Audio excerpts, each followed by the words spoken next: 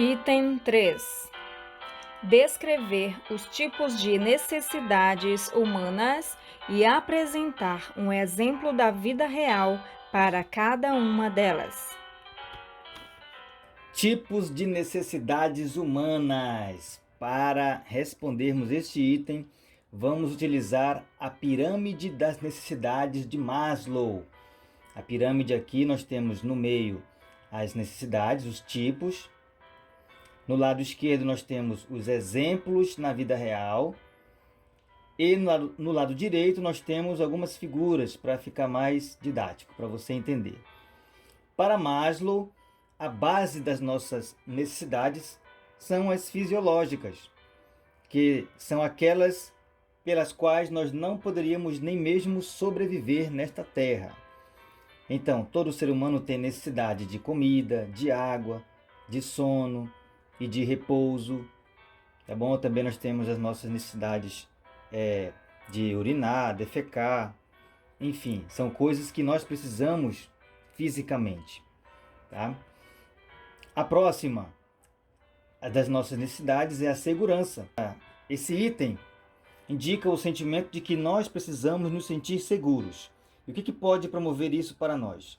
A liberdade. Se você é livre, você se sente seguro. A segurança da violência. Quando você sabe que a violência está longe de você, você então tem segurança.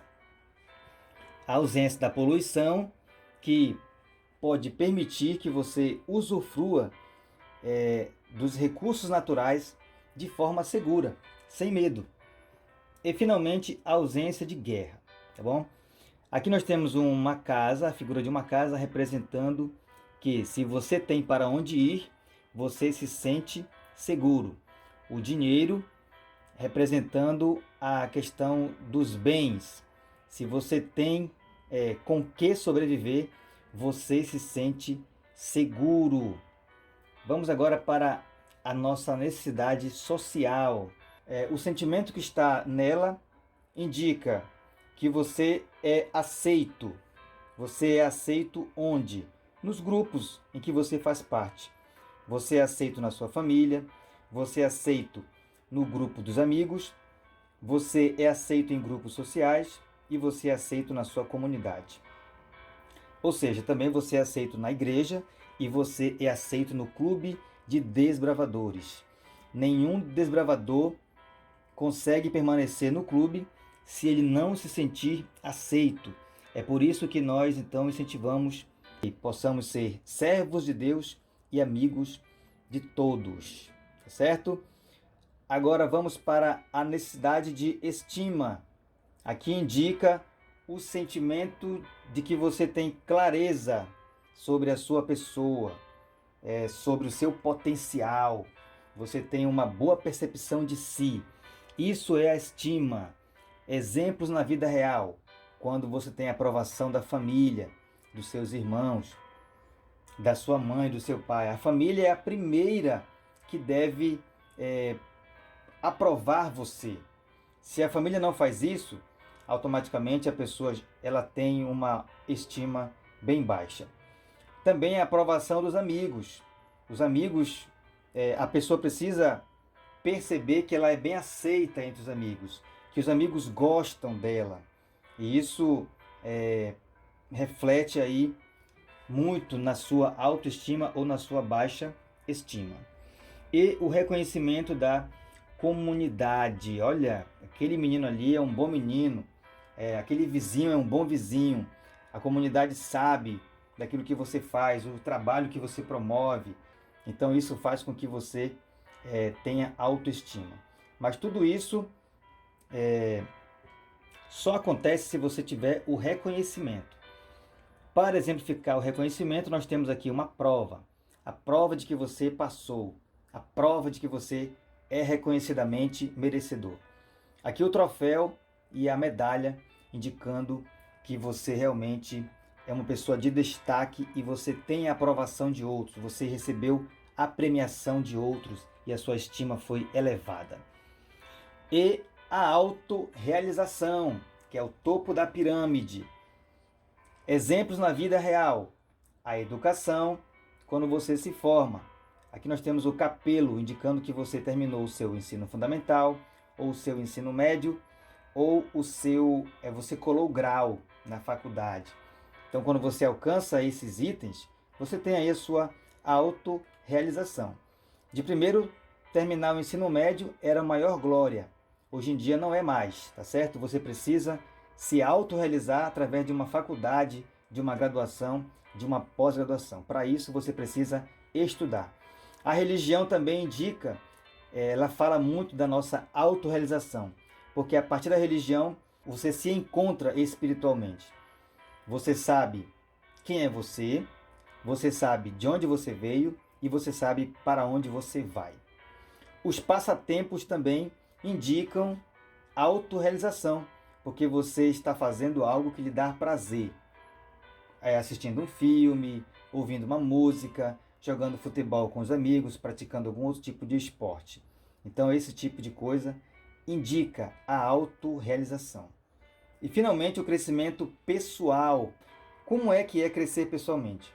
Por exemplo, quando você supera um defeito de caráter, vamos dizer que você gostava muito de mentir. Você mentia para todo mundo.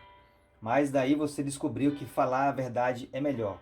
Então você reconheceu isso, reconheceu que você precisava superar esse defeito e você conseguiu. Então isso significa crescimento pessoal. Também os desafios superados também indicam crescimento pessoal. Quando você se propõe a, por exemplo, tocar um instrumento e que você começa do zero e você passa por um processo de estudo daquele instrumento e daqui a pouco você já está dominando aquele instrumento, tocando muito bem, conhecendo de música e tudo mais. Isso indica crescimento pessoal. São autorrealizações. Mas para que servem todas essas coisas nessa especialidade de resolução de conflitos? É muito simples.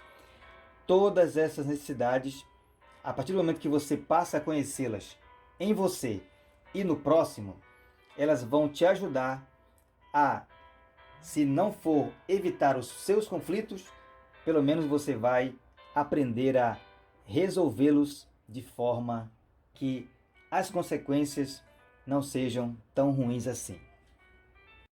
Item 4. O que significa ouvir ativamente? Praticar o ouvido ativo encenando os conflitos relacionados no item número 2. Nós não vamos ensinar os exemplos do item 2. Ao invés disso, você vai gravar um vídeo explicando como deve se comportar em uma daquelas situações. De preferência que você escolha uma situação familiar ou algo que envolva a escola, coisas da sua idade, tá certo? Vamos então entender o que significa ter um ouvido ativo? Preste bem atenção nesse exemplo. Você com certeza já deve ter visto duas pessoas discutindo e essa discussão acabou evoluindo para agressões verbais e depois até agressões físicas. Muitas pessoas já perderam a vida por causa de discussões com um final triste. E também muitas já foram gravemente feridas. Então, eis a importância de nós desenvolvermos o ouvido ativo, que seria a capacidade de permitir que o outro fale o que está sentindo. E durante a fala do próximo, você não deve ficar interrompendo com argumentos ou contra-argumentos. Deixe a pessoa falar, escute atentamente o que ela tem a dizer. Ao final da sua fala, verifique se ela disse tudo a verdade. E se ela falou a verdade, você deve concordar e não ficar na defensiva. Concorde com a verdade. Isso é importante no coração de um desbravador ou de qualquer pessoa, mesmo que você não seja um desbravador. Assim você vai estar criando um clima de confiança, onde o diálogo é possível. E a verdade pode ser encontrada. Se ao final da fala daquela pessoa você perceber que não há verdade em alguma coisa, você então deve colocar o seu argumento e concordar com ela que ambos devem valorizar aquilo que seja verdadeiro, para que a convivência seja facilitada. Assim, o ouvido ativo facilita o diálogo e possibilita que ambas as partes encontrem a verdade, que cada um faça a sua parte para melhorar a convivência. Não fique o tempo todo na defensiva. Inclusive, alguns usam da mentira para ficar tentando justificar seus erros e fugir da responsabilidade. Ao invés disso, crie um ambiente de confiança, porque isso aumenta a possibilidade de você resolver aquele conflito. Item 5. Aplicar métodos de resolução de conflitos em um dos exemplos do item 2. Para responder ao item 5, esqueça os exemplos do item 2.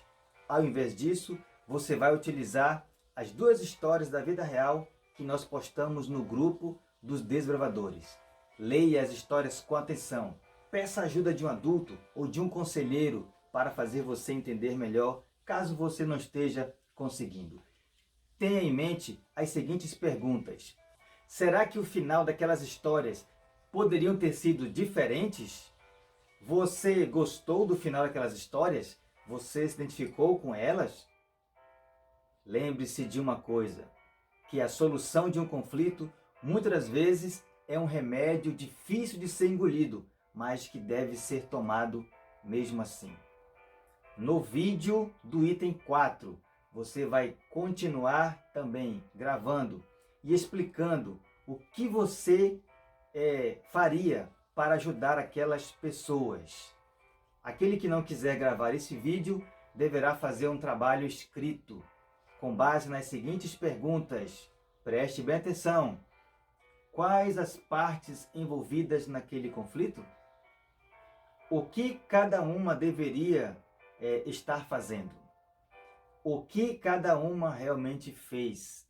E quais foram os seus erros? E a última pergunta.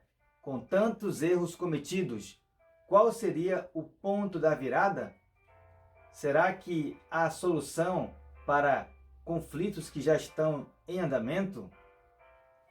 Com essas perguntas em mente, você também pode basear o seu vídeo ou o seu trabalho escrito. Mas não esqueça que no item 4 deve haver sim um vídeo explicando a questão. Mas não esqueça, no item 4 você vai fazer um vídeo de qualquer forma, tá bom? Item 6.